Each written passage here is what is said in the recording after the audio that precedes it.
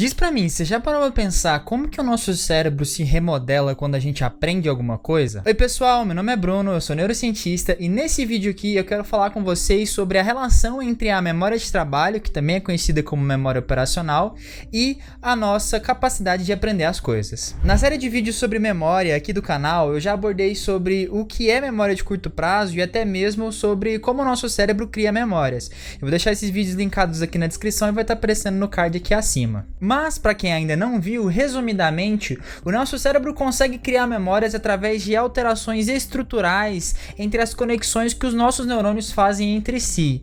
E a memória de curto prazo é um tipo de memória que armazena informações por um curto período de tempo. E por que eu estou falando isso? Bem, porque a memória de trabalho ou memória operacional é basicamente um tipo de memória de curto prazo que é muito importante para diversos processos cognitivos diferentes. Essencialmente, é a memória operacional que mantém o nosso foco em determinados tipos de informações que são bastante importantes para o nosso aprendizado. Em outras palavras, é a memória operacional que faz com que a gente tenha uma narrativa lógica, uma narrativa que faça sentido pra gente enquanto a gente está absorvendo diversas informações pelo mundo. Por exemplo, para você conseguir entender esse vídeo, sua memória operacional precisa estar guardando informações sobre o conteúdo que eu estou falando aqui, mesmo que seja de forma breve, para poder fazer sentido e você conseguir de fato aprender qualquer coisa nesse vídeo aqui. E onde fica a memória de trabalho? Bem, diferentemente de outros tipos de memória, a memória de trabalho ou memória operacional não fica especificamente numa parte do nosso cérebro. Porém, ela depende especialmente de três partes importantes do nosso cérebro. A primeira parte, inclusive, eu já falei bastante aqui em outro vídeo que eu vou deixar linkado na descrição, que é o córtex pré-frontal. As outras partes são o lobo temporal, principalmente a parte do córtex do cíngulo, e o lobo occipital. Nós podemos dividir a memória operacional em dois tipos. A memória operacional auditiva, que é aquela relacionada ao processamento de sons e basicamente é o que você está utilizando para poder conseguir entender o que eu estou falando aqui nesse vídeo. E a memória visoespacial, que como o próprio nome diz, está relacionado com o processamento que a sua memória está fazendo sobre aquilo que você está vendo naquele momento, que no caso específico é o meu rosto feio aqui nesse vídeo. Mas a memória de trabalho vai muito além disso.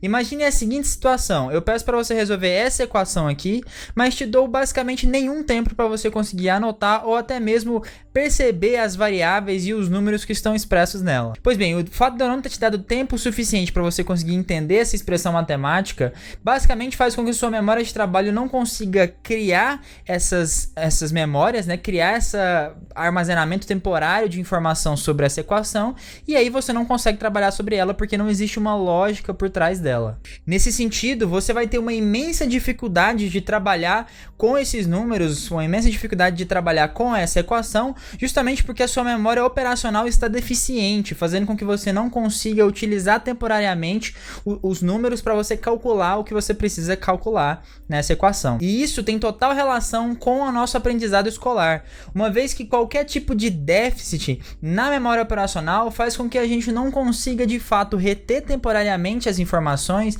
prejudicando o nosso aprendizado como um todo.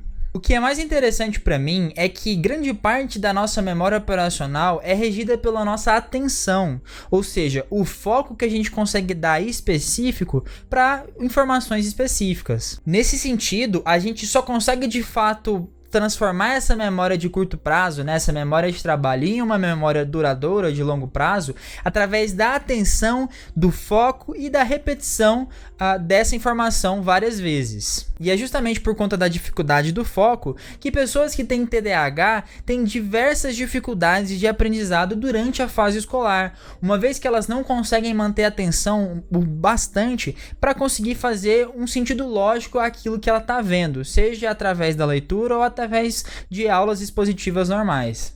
Felizmente, existem tratamentos farmacológicos e psicológicos que conseguem auxiliar essas pessoas tanto a ter atenção como também a melhorar a memória de trabalho e a memória operacional. Porém, isso é um assunto para um outro vídeo, que com certeza eu vou fazer caso vocês se interessem e comentem aqui embaixo. Bem, o panorama geral que eu queria passar para vocês nesse vídeo é justamente que vocês entendessem o que é memória de trabalho e a relação dela com a educação, para a gente conseguir entender o quão importante é o entendimento desse tipo de psicologia cognitiva para ser aplicada em sala de aula, uma vez que não vai adiantar a gente tentar melhorar a nossa forma de comunicação ou tentar melhorar os recursos didáticos para um professor sem que a gente se atente para as necessidades do aluno, ou seja, para que a gente se atente ao como o aluno consegue de fato processar aquela informação. Nesse sentido, um dos passos importantes da construção de conhecimento, de passar a informação adiante, é prender a atenção da pessoa para que ela consiga ter essa informação na memória operacional. E eu vou ficando por aqui, eu agradeço vocês que assistiram até o final. Se vocês gostaram desse vídeo, eu peço para vocês que deixem seu like aqui embaixo e comente se vocês querem saber um pouquinho mais sobre como que é exercitada essa memória de trabalho e qual que é a relação dela com o TDAH.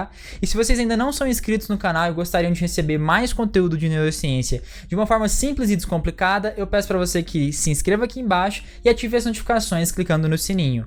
Muito obrigado pela sua atenção e até mais!